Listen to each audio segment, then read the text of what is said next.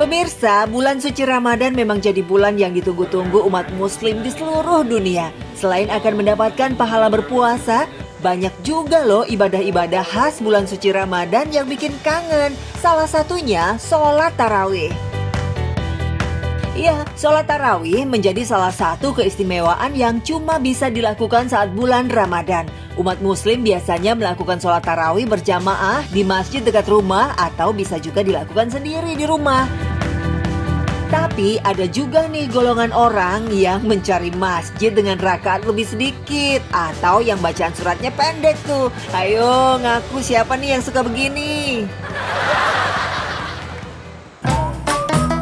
Tapi kalau di masjid yang satu ini nggak bisa request bacaan suratnya ya pemirsa. Lantaran 30 juz langsung dibaca dalam sekali sholat tarawih.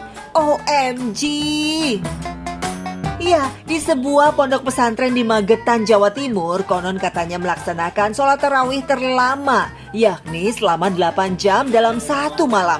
Sholat tarawih ini dikerjakan setelah sholat isya dan berakhir hingga menjelang sahur atau pukul 03.30. Wah, kalau begini bisa langsung sahur ya. Sedikitnya ada 6 orang imam hafiz Quran yang secara bergantian menjadi imam sholat. Uniknya jamaah yang ikut sholat tidak bergantian dan mereka bukan hanya dari jamaah asal Magetan dan sekitarnya saja, tapi juga banyak jamaah dari luar daerah. Salah satunya Ahmad Saad, seorang santri asal Lombok, Nusa Tenggara Barat. Baru kali ini ia mengikuti sholat tarawih 30 juz di sini. Tapi ia sangat bersyukur sebab bisa melaksanakan sholat tarawih dengan waktu terlama. Subhanallah, alhamdulillah. Kita bersyukur dan rasanya itu bangga karena dari sekian banyak orang yang ikut tarawih, hanya segelintir orang yang Allah pilih untuk ikut tarawih 30 juz. Karena 30 juz ini bukan perkara yang remeh. Ini sholatnya bisa 8 jam, jadi memang betul-betul orang yang dipilih yang bisa. Kalau buat pribadi saya merasa adalah capek, tapi cuman karena mendengar bacaan imam itu subhanallah, bacanya pakai nada indah, terus tartil, tajwidnya itu benar-benar tergambar, jadi rasa capek itu hilang. Tradisi sholat tarawih semalam suntuk ini sudah berlangsung sekitar 10 tahun loh. Diawali dari kelompok kecil yang hanya diikuti oleh beberapa jamaah saja. Hingga akhirnya kini sudah ratusan jamaah yang mengikuti sholat tarawih di sini.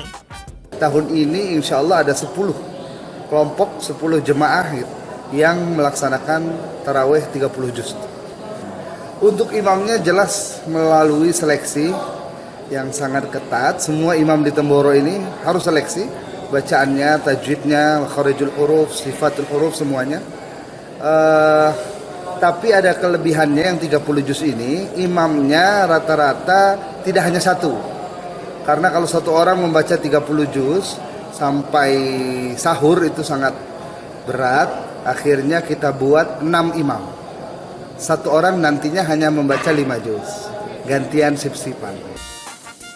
Nah pemirsa, kira-kira ada nggak nih yang tertarik? Selain bisa mendapatkan pahala, tarawih 8 jam ini juga bisa loh jadi alternatif supaya nggak telat sahur, iya kan?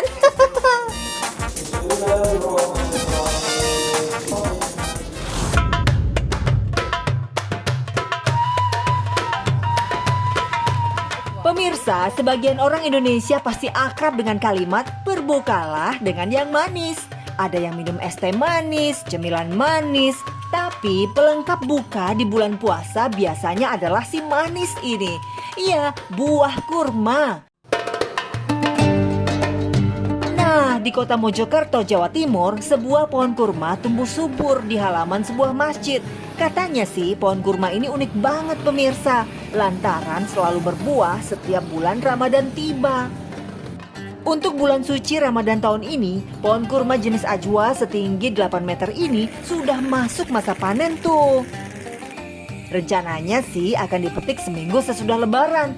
Duh, nggak bisa dicicipin dong pas bulan puasanya.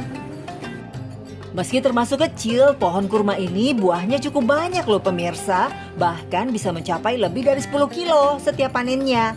Wah, banyak juga ya.